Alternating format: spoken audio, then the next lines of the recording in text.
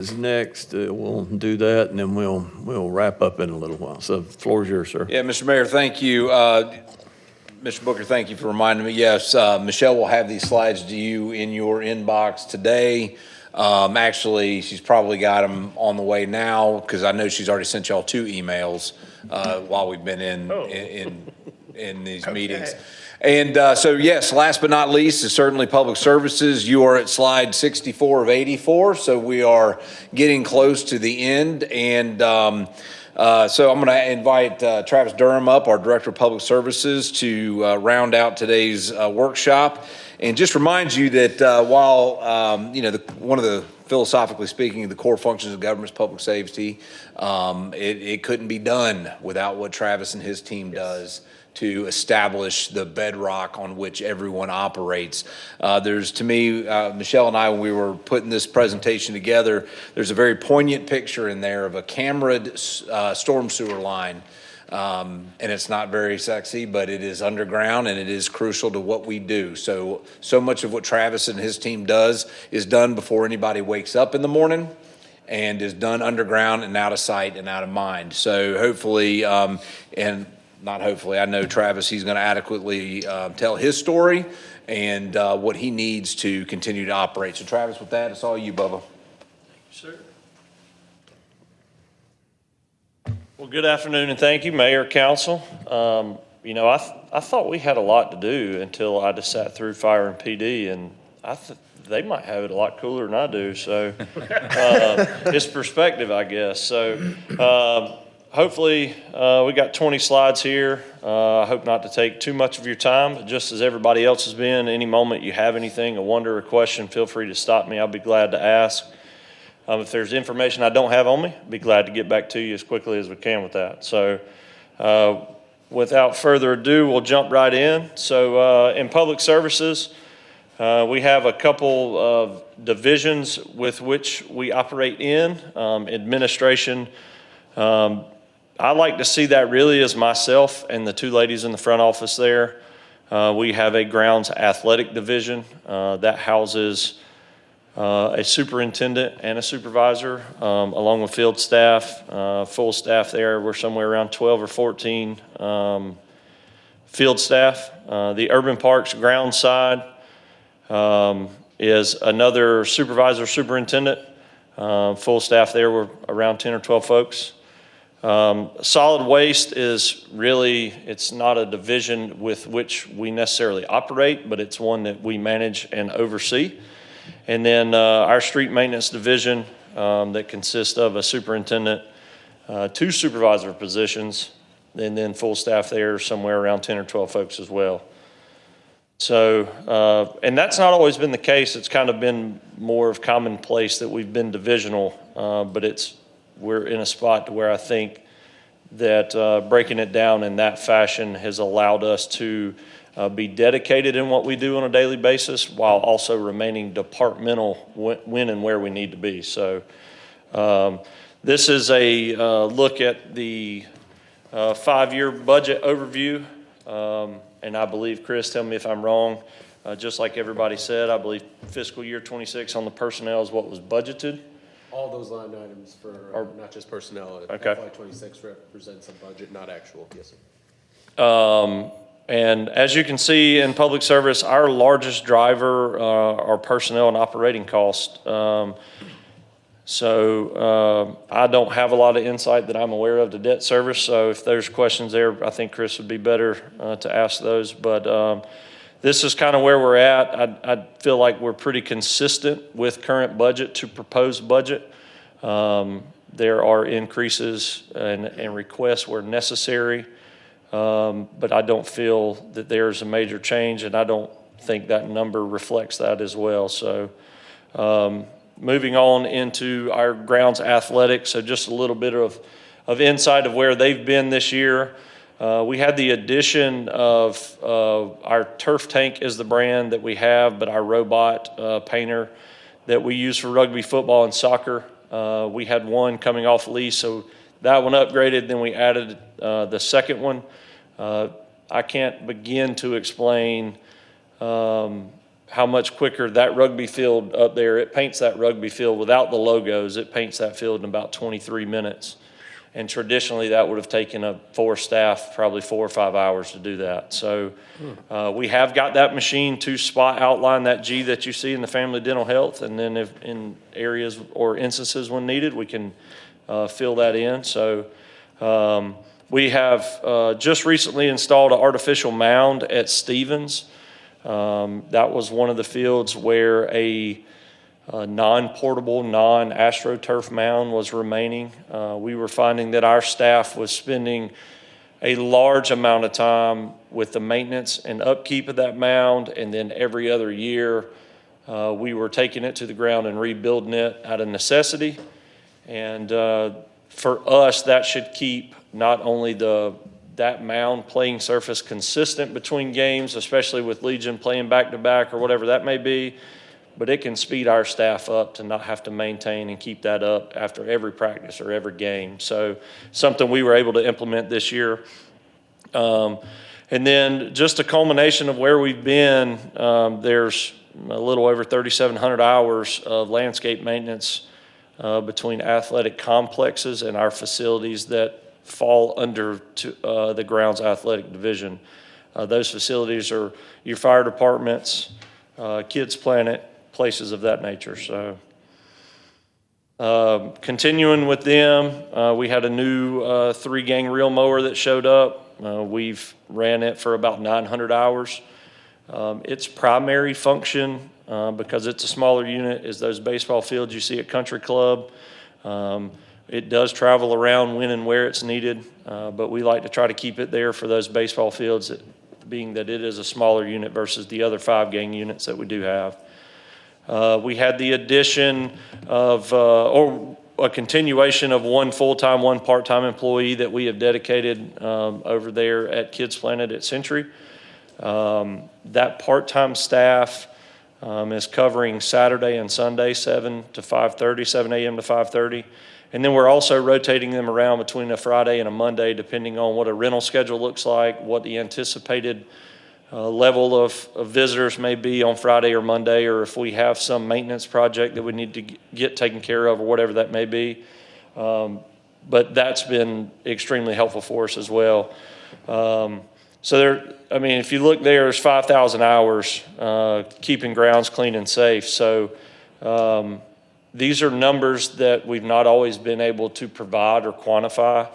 And I think every time I get the chance to talk about it, Cartograph has been one of the best things that we've been able to use, at least in public service, to provide the pie charts or the bar charts that you're seeing in our activity reports and quantify and tell the story of how much time we're spending every month or within a year or within a quarter doing different activities and different tasks.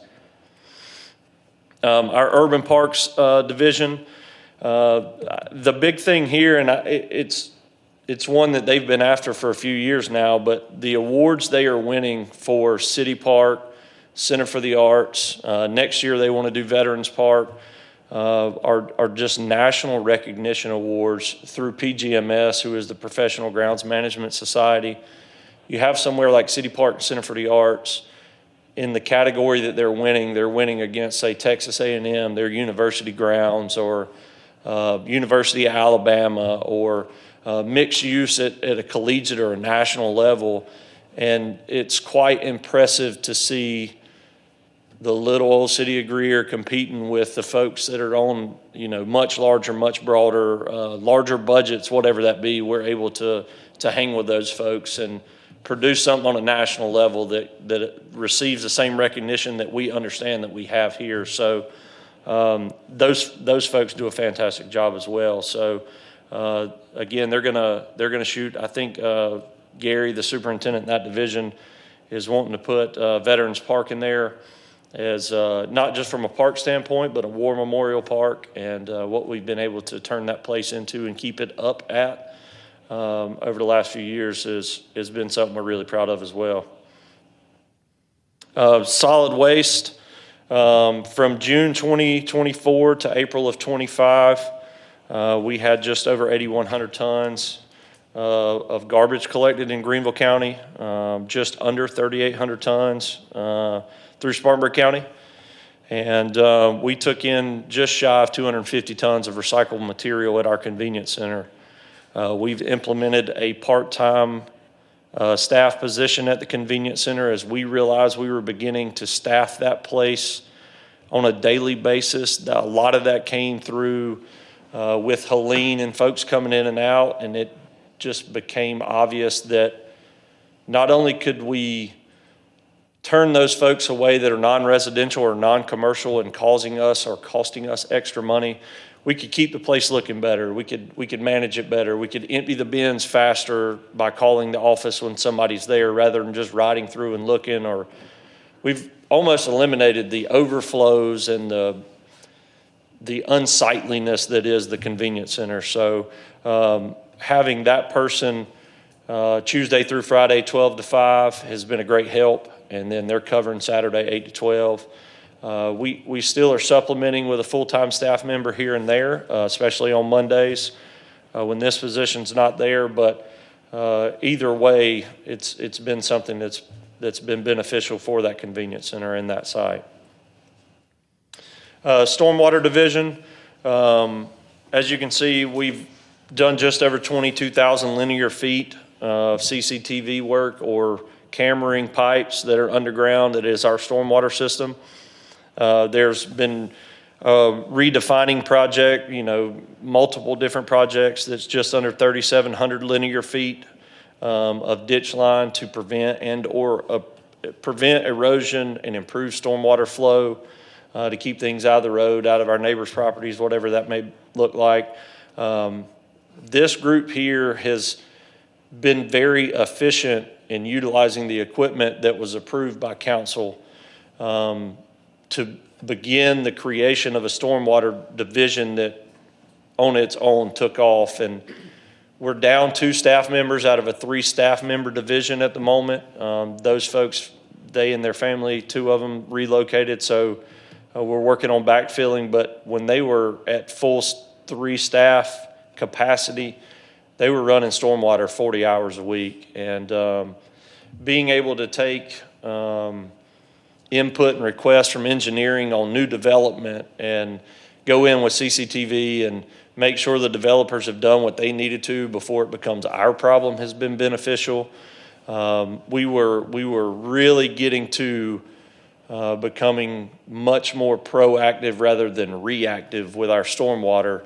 And I'm confident that we fill those 2 positions, we can get right back to doing what we were doing within the stormwater division here shortly.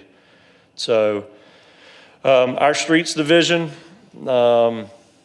just completed in February, right, I'd say the middle of February, the leaf season for this year. 2,644 hours were spent between the staff members there. We had a delivery of a new leaf machine that really helped because we had 2 of the current units go down. Part availability due to age became an issue, so that new leaf machine, we kind of leaned on it pretty heavily to make sure that we were getting collected what we were getting collected. We kind of dropped back from a 3 leaf machine run to a 1 leaf machine because 2 were down and implementing knuckle booms and things like that. But we were able to successfully complete this past leaf season. Over the last year, our sweeper truck has run just over 1,700 miles of curb line throughout the city. And our street staff has spent about 2,600 hours patching asphalt, potholes, installing speed bumps, whatever that may be there. Let me ask a question about the sweeper truck. Is that on some kind of route schedule that's regular, or is it by need, or?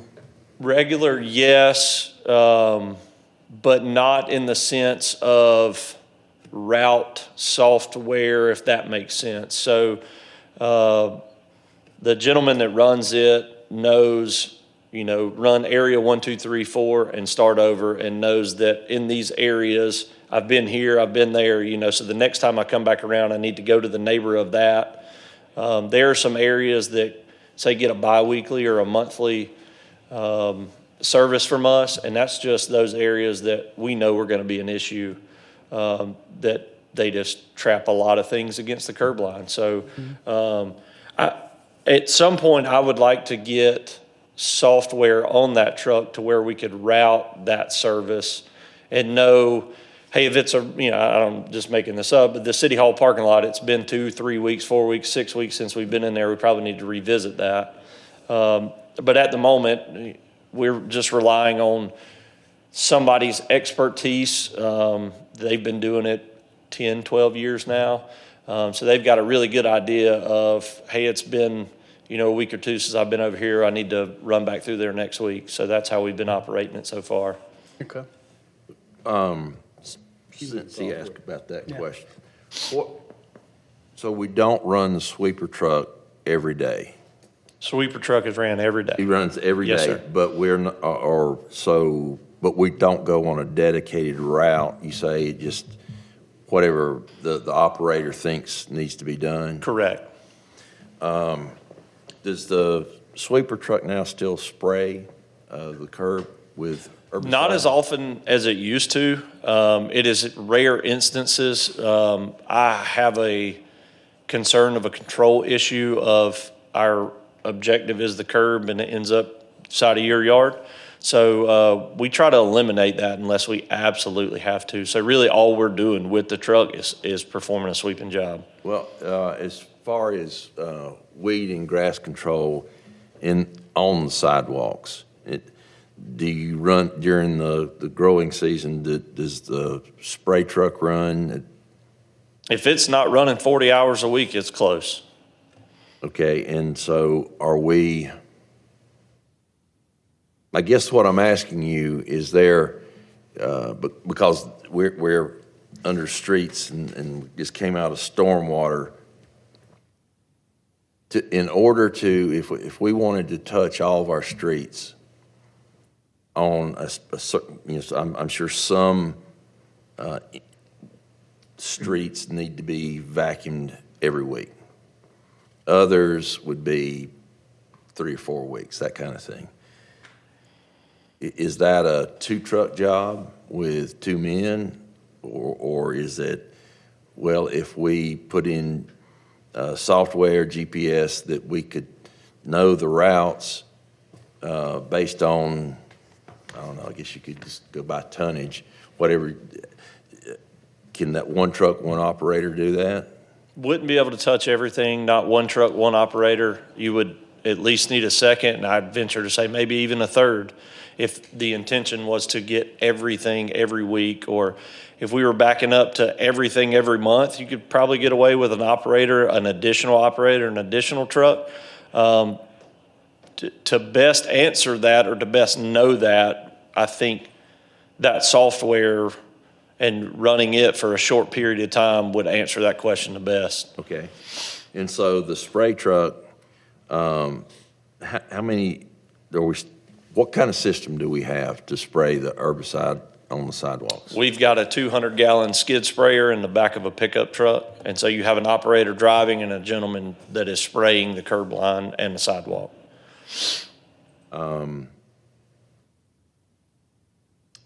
There is technology out there. It's not new technology, but where 1 operator, 1 truck, and they can, just by the controls inside the cab, they can. Is that entered into your thought process as far as, we probably need to be looking at this so we can. And I give you an example. When you go down Brushy Creek, right before you get to Kids Planet, I know that the sweeper truck runs, and then at some point the spray truck runs, but it's not. It almost looks reactive. It's not, okay, we're not right on top of it when it's growing or starting to grow. Have you thought much about what it would take to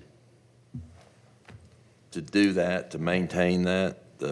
Yeah, so currently 2 staff members, 1 truck, 1 skid is how we're operating. Again, if we're increasing our curb line spraying and or frequency, another truck, another skid, 2 more staff members. Now, if we're getting into the I guess more automated, kind of the idea behind the spray part that is the sweeper truck.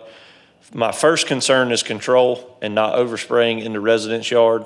That's part of the systems that I'm hesitant about of it's out of the control. So if you're driving the vehicle, are you sure it's not spraying, Miss Jenny's yard over here that's going to call us in 3 days? We're not sure.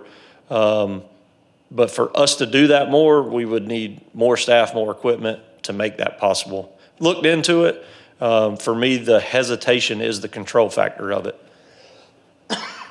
Excuse me. And so you look at the one truck, one operator that's got the chemical mixers and all that stuff on it? Yeah, and the easiest way right now is more of the street sweeper all-in-one, two functions together type thing. Again, I just have hesitations.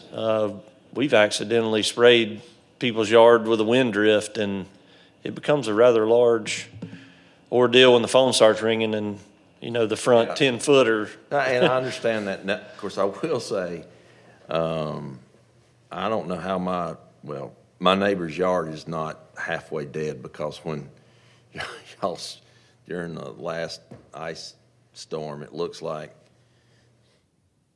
whoever was driving was in the middle of the road. They had some oncoming traffic and they came over and they didn't shut off the spreader and it just went all into my neighbor. Yeah, I think what you'll get there is that product hitting the ground, then the snow and ice melt behind it, and then the rain that happens between then and green up will flush most of that stuff out of the soil. Yeah, this looked like nothing but rock salt. Yeah, it was road salt that we get from DOT.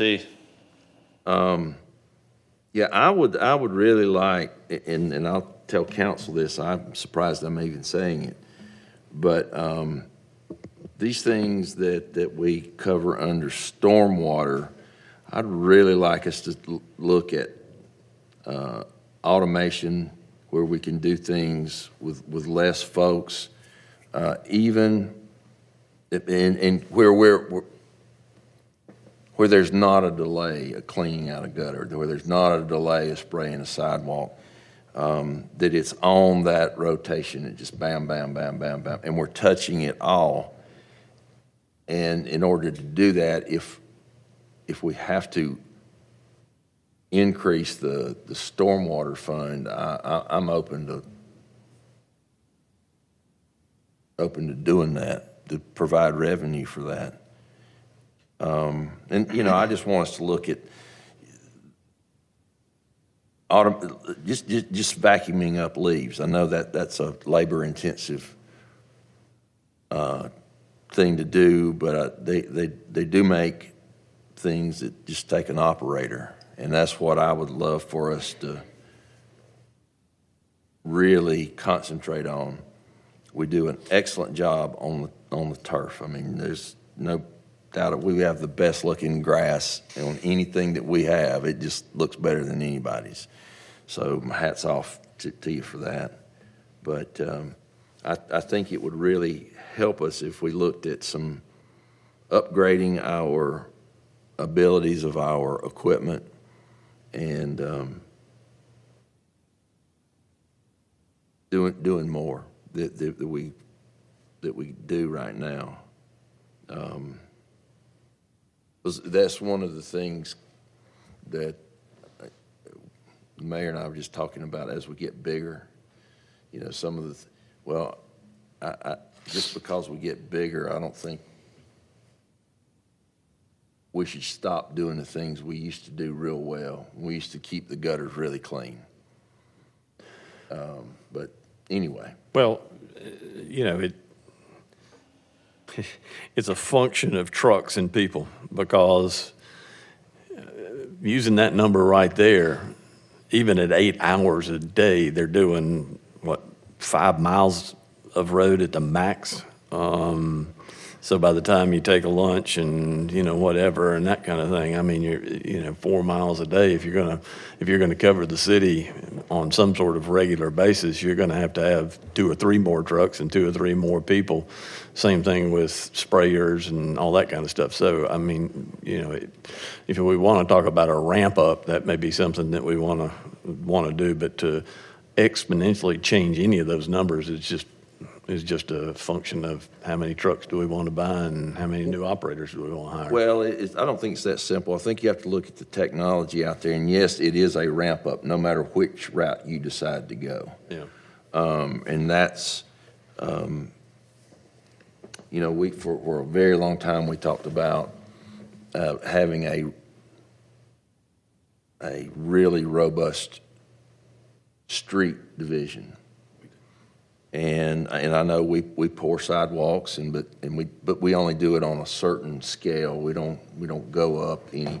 I think that's just things that we've got to look at or set in motion as, you know, if we've got 51,000 residents right now, I mean, you know, it's changing every day. And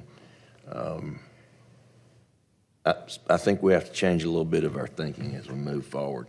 The other thing that would involve Travis, and we've had these discussions on the side before. We know that we have one of the municipalities close by to us. They have no qualms with doing work on DOT right away just because it makes things look better. And they spend a lot of money doing that. I think, you know, anytime companies come in, you need to clean up. And instead of just having signs out, well, if we keep our pathways, main pathways into our city, and it looks clean, that speaks volumes. But we have the roadways coming in and that traverse side to side of our city. Most of them are state roads. So I think the council, we've got to decide, are we going to keep the curbs, are we going to keep the curbs and the sidewalks and the grass under control and those, you know, buy that piece of equipment that can edge for us or do whatever. And I think that's, well, that's my opinion, and it's not going to get any easier or simpler to do it. You know, if we wait another year or if we wait 2 more years, it's something that we've got to be looking at and moving forward with. Okay. All right. Travis, out of curiosity, is there an effort or a team that rides our streets periodically? I know SCDOT has a program where streets are ridden by a team during the daytime, checking for whatever the issues may be. They also ride them at nighttime, looking at sign reflectivity, lights out, whatever. Is there any type of program there now for something like that? So implementation and deploying those resources, you're just not doing it on a cycle. It's more proactive, knowing we found this right in the road. Can we take care of that? Not totally at the moment, just because I don't have the staff available to do it. Now, we have become, and I'll talk about it in the next slide, is street signs and being proactive with that. Just because of what I'll get into, we've been able to be more proactive to that. But I just don't have staff that can just go ride the roads. I mean, if we're talking streets, so that to me is a public service function rather than just a streets function.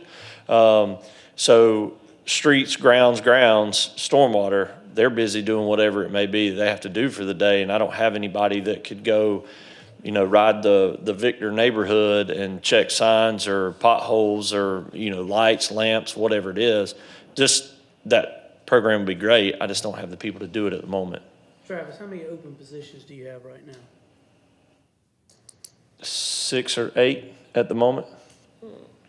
We're hoping the class of comp plan addresses some of that issue of getting people hired in. It's tough. It's one of the toughest, along with PD, is one of the toughest departments to hire for.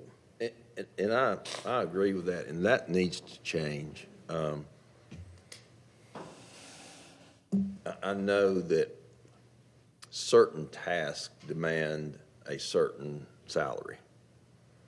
And if it's a easy task that anybody can do, or, you know, although it might be really labor intensive and hard on your back, it doesn't mean you're going to draw a good salary. So my thinking has always been if we have somebody that's considered an equipment operator, and I don't know how you have your people categorized, but we should pay that person an equipment operator's wage. But that person they need to be an operator, not a driver. They need to be able to do anything that needs to be done with the equipment that they are responsible for running, including training others, safety of those, all that kind of stuff. And so if we increase, if you're talking about increasing pay to attract more people, you need to have people that are worth what you're willing to pay. Travis, do you cross-train your people? To an extent, we do, especially during leaf season. That's one that's pretty tough. To an extent, during ground season, there are some street folks that we can bleed over and back and forth. Right. Ideally, everybody would be able to do everybody's job. Yeah. But just the nature of street staff has what they have to do today and grounds has what they have to do today. It's a little tougher than it sounds. Yeah. We've tried really hard. That was one of my things when I was placed in charge of public services, is to limit, if you're out today, being able to get your job done, being able to plug somebody in. And I personally don't care if that's a streets staff member on a grounds job or stormwater or urban parks on athletics. So we do the best we can doing that, but sometimes reality just doesn't allow us to get as deep as we want to. So, and I guess that's another thing that we, as far as staff, we've talked about for years having a sidewalk program, installing sidewalks where they need to be, repairing them where they need to be, just on a continuous basis. But if we don't have the staff, I know that he's got 6 positions or 7 positions empty, but let's address that. But it sounds like even if you put 6 or 7 people in there, he's not able to do the things that we need to do. We need to figure out how to get it done, if that's the direction of council, or we're going to stop doing some of the services that we've done. Well, I remember a long time ago, I don't remember who said it, but they said, we can do anything we want to, just what are you willing to pay for? Well, that's exactly right, and I think that's, in my opinion, that's maybe one of the things that we need to improve on, one of the departments that we need to improve on, and that would be by investing in it. Well, I think we do a pretty good job across the board of maximizing what we do and minimizing the cost of it. I agree. Yeah. 100% I agree with that. We're very efficient as we operate, but I think there's some other things that we can't get done that we've always wanted done. We've always talked about it, but we just don't do it. Sidewalks is one. A robust street program is another. And it does take dollars and it takes people. But that's a conversation I think that has to be started, or each and every year we're going to hear reports, well, we can't do all that because we don't have enough manpower. Travis, I will say, back to my comments of the street inspection side, and I know so much about it because that's what I did at DOT, was street inspections. The cautionary tale, you want, if that's something we implement, you do not want to do it under the public service umbrella. You would want it under like an engineering umbrella, because inevitably what happens is the person that's going out to inspect the streets may be that same person that's going out to fix it. And so there's an incentive for them not to find things. And so you just keep that in mind as we go through these conversations, that you don't want the person inspecting to be the one to have to fix it. yeah, that makes sense. Thank you. Everybody good there? I'll move to the next. As we were talking about the sign shop, we've got some new equipment, printer, laminator, in the sign shop in the last year. We've been able to do things that we were outsourcing before. You know, you've got on here the topper at Stevens Field. That was printed in our sign shop. It was applied in our warehouse. It was given to the contractor for installation. Not sure what that would have cost if we would have outsourced it. I'm sure somebody would have charged a pretty penny, because that is a 2-foot by 16-foot topper that is done in 4-foot sections. So we printed it all out as one large piece, cut it in 4-foot sections, which is where the seams were on that header board, and we put it in. Street signs, I can tell you that 4th Street sign, I'm probably printing that sign for $1.36. That is ink, lamination, and vinyl. That's not including a blank that I've probably got $4 in. That's probably a $20 sign if you're buying it from somebody. But we've been able to, so it kind of started, it all worked together. We get this equipment in, and we were turned over before that the IMS data from engineering, and part of that component was street signs.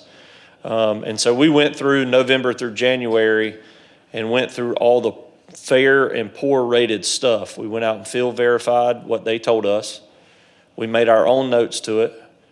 We made our updates to it, and we made sure that we were compliant with federal MUTCD regulations.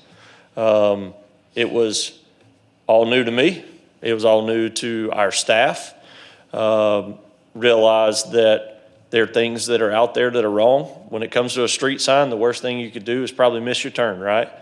But when we're talking speed limit signs or stop signs, things of that nature, it really opened our eyes to being proactive before something happened.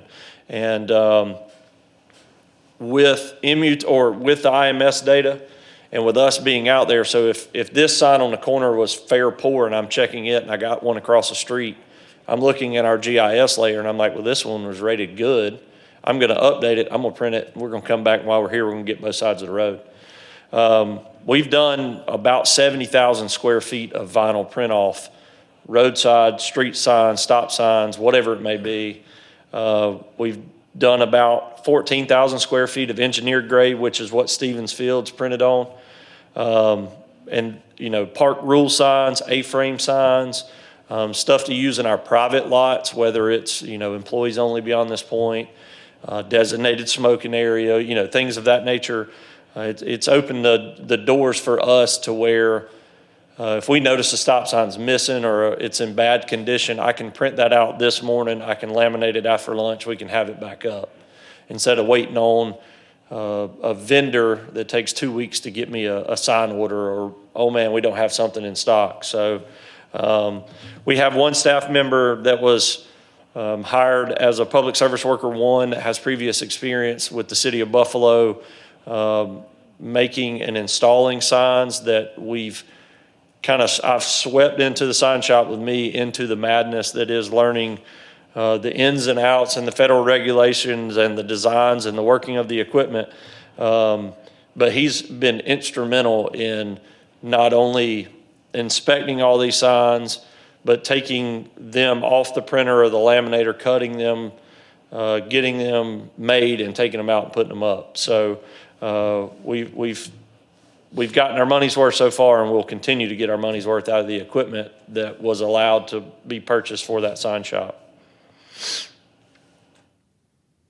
Emergency response is one thing that our department does. Again, to me, while we have our own lanes to be in when it comes to snowstorms, it is a department response from my viewpoint.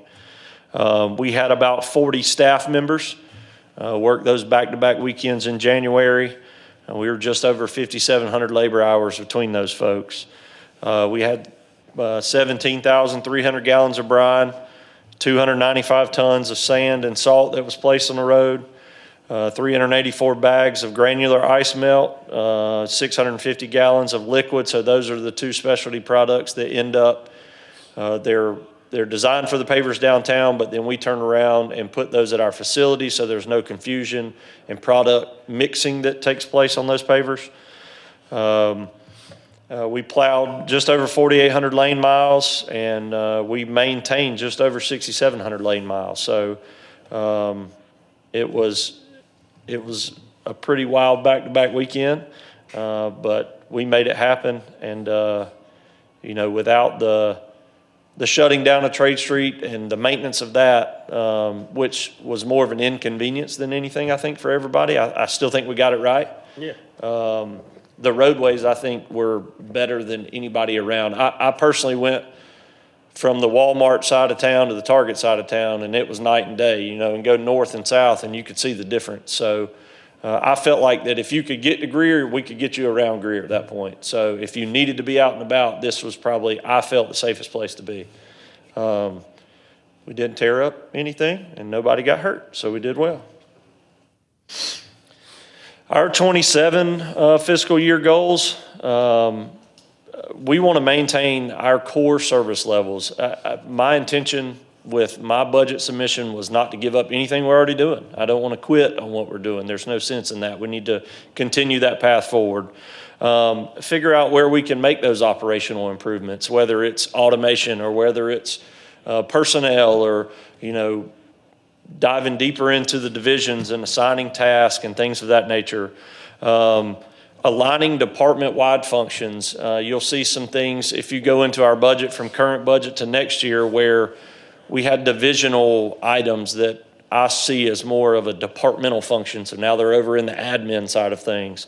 And then continuing to prepare not just for the growth of our department, but the growth of our city and what we are responsible for as public services. Walking through some of the Fund 11 proposals that we have. We have, from a staff standpoint, we have 2 groundskeeper 1 positions that we are requesting. Those specifically are for the Hood Road Public Service Training Center and the Sports and Event Center. And then another part-time convenience center operator that would work ideally in my head, Monday through Thursday, and then also working that Saturday, 8 to 12. For our equipment and supplies, there's an increase there for our sign shop materials. We had a realization that we can do a lot more than we thought we were going to be able to, or that we wanted to. There's a lot out there that could look better, and there's a lot out there that could be improved from a safety standpoint. It's been out there for years. So it's easier for us to print that stop sign or that speed limit sign in-house and have it up this afternoon or in the morning than waiting on somebody. Continue replacement of our Jersey barricade or our street barricades. We took a delivery of 80 of those this past year. I'm looking to replace another 40, and that's working on getting those that are there that are cracked or have holes in them that don't hold water.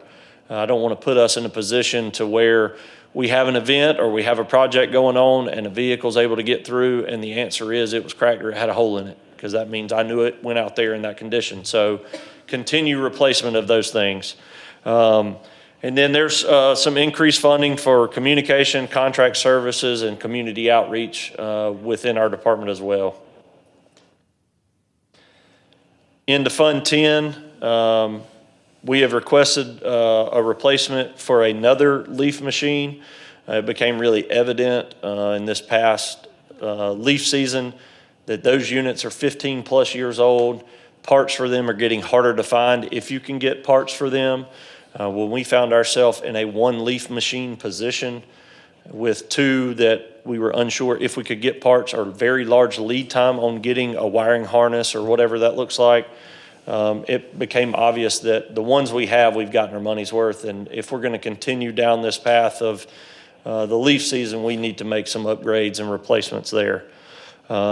26 grand is there for a new sand spreader. This is for inclement weather, road, salt, and sand. Again, those units are 15 plus years old, best anybody can tell me. We've gotten our money out of them, and we need to start phasing off that older stuff. We have some funds in there for aero boards, digital LED aero boards and message boards. The aero boards that we have now are basically like a small household light bulb that goes in there, and I would assume that the brightness of those does not conform to standards currently. And outside of that, every time we walk out there, something's needed, whether it's a battery or something's wrong, light bulb's out, whatever it may be.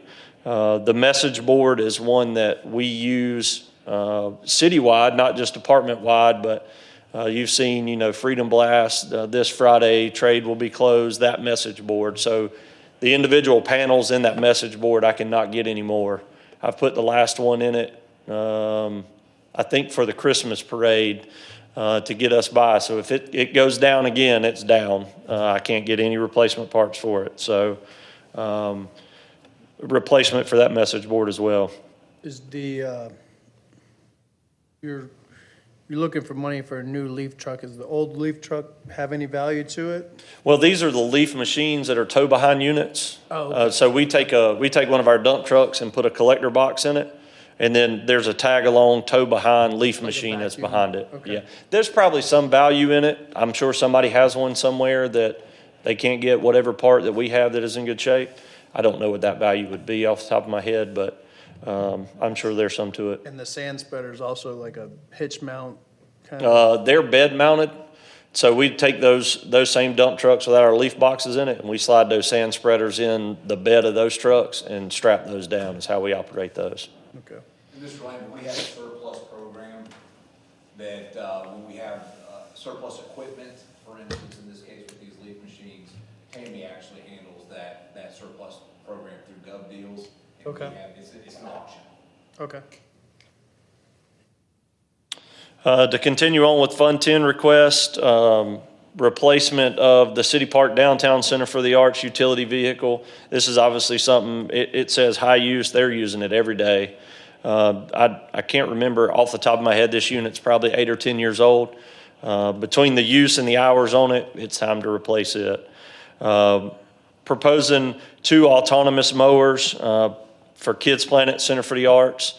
My goal there is to try and alleviate some of that time that we spend on the lawn maintenance side of Kids Planet Center for the Arts. My hope is that Kids Planet, we don't have to close from 7 to 12 on Wednesday, that window's, 7 to 9 to go in there and do a little weed eating, edge and blowing and kind of get out of there. So implementing some autonomous technology to allow folks to go do other things. And then in the athletics side, there's a mower that is coming up on years and hours on the clock that needs to be replaced, and some attachments to some mowers that we currently have that would relieve us of relying on contracted services on our athletic fields. Over in the sanitation, the big changes there are increased costs to serve current and future growth. And then with the price of everything being up, especially diesel fuel, that plastic and polymers is up. We've already gotten information from our current cart and cart part supplier that those prices have increased about $8 a cart or $3 a wheel at this moment. So I wanted to be careful that we caught those current prices and potential for any further increases over the fiscal year. I didn't want to put us in a position to where we know we need 3 loads of trash cans, we could only buy 1 next year because prices went up. So, and leave ourselves where somebody's calling looking for a trash can, we simply don't have any. So those are those increases over in the sanitation fund. When do we renegotiate Meridian? That's a 1-year contract or is? So theirs runs through June of 27. Okay. So it's coming up. And I'm guessing those cost pretty much every year, every time we negotiate, they go up, right? But they don't fluctuate with fuel costs and stuff like that, right? You're exactly right on renegotiation, that price will change. And then what is built in there now is a 5% per year increase is the maximum they can go up. I would assume you'll see similar verbiage in the contract moving forward as well. Okay. And with that, I'm happy to take any comments or questions. Thank you, sir. Floor is open. Council? You mentioned Cartograph. You guys using that to quantify your tasks and activities, and is that being ran on your administration, like you and I think Jessica and I can't remember the other, Tawana. Tawana, yeah, she So, wasn't there the day. yeah, so what we're doing is our outside staff is entering the data. In each division, at the moment, we have about 130 across all division automated tasks every month. So that's a month long, say street sweeping. It runs May 1 to the end of May, and then the system makes another one. So our staff is entering that information, and then what I'm doing is going in on the first or second of every month and compiling the monthly information and then doing it quarterly and doing it yearly. So we all kind of have our hand in the oversight. If there's a task, if we call it the odd job, that we know we're not doing every single month, 3-4 times a week type thing, then staff enters a one-off task for whatever that may be. But we're kind of all hands-on. We have staff entering information, and then from myself, the front office, supervisors and superintendents overseeing how that's working out through the month, closing it out at the end, compiling all the data together. Do we still need that task? Do we need to make new? Things of that nature. Okay. The, sorry, I got a few things here listed. The new mount that you did at Stevens Field, is it going to stay black or? It's actually a brown color. The picture makes it look black, but it's a dirt brown, if you will. So you get red or you get brown. I don't get blonde like the rest of the playing surface. So Interesting. yeah. All right.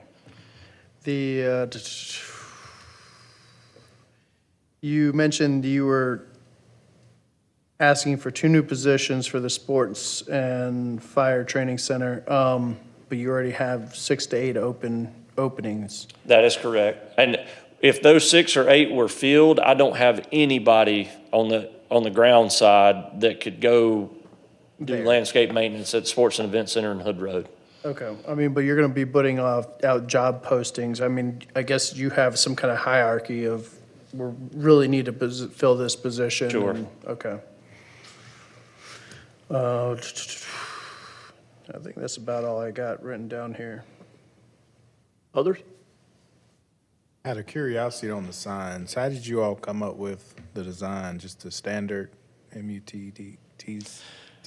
On the street signs, so that is MUTCD guideline on a 4-inch blade, the size on the letters, the spacing on the end, the white border around it. The only thing that we've added is the production year it's not even an inch tall out on the end. And that's so we know when it was put out there, but then there's a warranty on the vinyl and the lamination that's on it. So it's got a 10-year warranty once laminated. So if I go out there in 2030, I can say, well, this thing's only been out here 4 years, and contact the manufacturer of the material and say, hey, listen, you owe me, I don't know, I got a 150 foot worth of signs. I need another roll of material. So that's the only thing we've put out there is just that little year, but everything else conforms to MUTCD standards. Yeah, I noticed they look good, but one thing that I noticed, they didn't have like the G on there where you can tell it's a city road or county road, or is there a reason we didn't look at that? I didn't want to put a logo on there that may change or may not change in the future. So I didn't want to go back and remake signs. As we talked about it not long ago. Yeah, I had it on the original. There's some of the early printouts that we were learning to use the machine, and I had the G on there, and I was like, if we do this. So that little year stamp on there is really our way of saying we know that this is a city street. And I haven't seen Greenville or Spartanburg County signs look like the new signs. I'll be honest, I think the new signs, they look good, they look strange out there. But that's the way they're supposed to look. I mean, Stand out so much. Yeah, they do stand out. It's different from what we've always seen. There's a green blade, white letters, and a G out there on the end. But that is what the standard calls for. So, but that's why I didn't put a logo on it. I didn't want to have a logo out there that may or may not change years down the road. I think we should be adding that logo to it. I mean, that's, we briefly talked about changing the logo, but I think said no. I mean, why? I mean, it's been around with us, and it served us well. No need to change. So that would be my recommendation. Put it up there. Well, for us in the design standpoint, it's very easy to do. We could either out there on that right end have the G, or on the left end, kind of like Spartanburg County does, you could have a white square with our full color logo on it. There's options there. So my opinion, I think the full color logo left side would look better, and there's a design call out for that, how that works. That was just me being cautious. Well, from marketing, that's cool, but from a utility standpoint, if I'm going out looking at a road, it's easy just to know if I've got a bird, it's Spartanburg County. If I got, you know, you can differentiate really quickly. Sure. One of the things, I got one more that I missed. You had mentioned in one of your slides that on your ask that there was, part of your budget increase was for community outreach and communications. Can you So describe what we're a doing? large part of that's over in the admin side when it comes to our leaf mailers or our leaf season mailers. Just the amount of pieces we had to get this year and what we expect that growth to be next year, that's where some of that comes from. Postage, we send out, if we try to call so a lot of times we don't know your phone number, right? So we can't really just come knock on your door, like that's probably an unsafe thing to do. So we've been dropping things in the mail of, hey, we've noticed this issue, please give us a call at your earliest convenience. And so that has increased more and more, just, I don't know your number, you know? Okay. So that's where some of that comes from. And a lot of that's over in the Fund 11 admin side of things and postage and, you know, mailers and things like that. All right, excellent. Anybody else? Well, this is a general question. I guess Andy could answer it. Travis brought up about increase in petroleum prices. Have we done anything with our fuel budget to address the significant rise in diesel and gasoline? We have made reasonable preparations to absorb those increases in our budgets across the board. So we're aware that that is part of the current landscape that everyone's dealing with. The intent is not to go in the red from a gas, grease, and oil perspective this coming year. So it's, in this, the budget's being presented, we put those increases. We did. We factored that in, yes, sir. Benefits of going third, there's less questions. Well, Thank you, Travis, I appreciate it. I will say, to wrap up, Travis's bunch is the Swiss Army knife of everything that we do. And I can't tell you how appreciative I am to kind of give you one real quick anecdotal example. During the disaster recovery from the storms in January, our chemist here went Breaking Bad and tried to make his own brine to some level of success. But the point is this, is that with back-to-back storms, resources were stretched, and we still had work to do. And Travis and his team got together and did everything they could to continue to address the storm. So it's this kind of stuff that kind of makes them the survivors that they are. Mr. Mayor, with that? Well, Mr. Durham, thank you. We appreciate your presentation today. Andy, I believe there was some late passed legislation, if I'm not mistaken, regarding an opportunity that municipalities are going to have in regards to a tax or fee that Yes, sir, the would municipal address penny. some of these issues that we've just been talking about. Absolutely, yes, sir. The legislature did give second reading to our ability to levy a municipal penny via a referendum that would go towards addressing a number of these particular infrastructure issues that we're talking about. And they were predicated specifically on those counties that had not passed a municipal penny. So for us, it would be the Greenville County side, or had not passed a capital project sales tax. So yes, sir, that is an option. And it actually could be theoretically as early as this November that we could do something. So anyway, just, yes, sir. Thank you.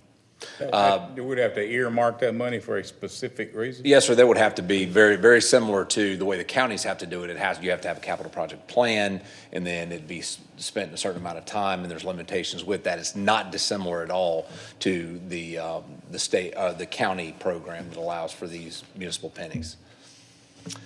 Just to wrap up, reminder of next Thursday, we will be meeting again here, noon till whenever we're finished. You will hear from Parks, Recreation, and Tourism, Administration, and Planning and Development. So, but between now and then, if there's anything you need from staff, please reach out to me and let me know. But with that, I want to thank you for your time and attention today, and certainly for staff for being here. Thank you, staff. Thank you. We do appreciate it. Call the